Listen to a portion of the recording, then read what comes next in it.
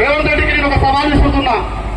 రేవంత్ రెడ్డి ఇదే కోదికి చౌరస్తాలో అంబేద్కర్ సాక్షిగా కోదికెళ్ళి ఒక 100 మంది యువకులను తీసుకొద్దాం నిరుద్యోగులని, సౌతాబాద్కి వెళ్ళి ఒక 100 మంది రైతులను తీసుకొద్దాం, కోడంగల్కి వెళ్ళి కొంతమంది వ్యాపారస్తులను తీసుకొద్దాం, మద్దూరుకి వెళ్ళి కొంతమంది మహిళలను తీసుకొద్దాం, అదేవిధంగా కొండపల్లికి కొంతమంది విద్యార్థులను తీసుకొద్దాం. ఇదే చౌరస్తాలో కూర్చోబెడతాం.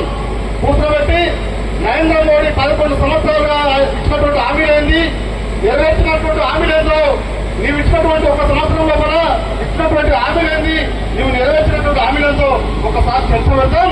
ఒకవేళ నరేంద్ర మోడీ గారు హామీలు కరెక్ట్ కాదంటే నేను పార్టీకి రాజీనామా చేసి శాశ్వతంగా నేను రాజకీయాలకు తప్పుకుంటా.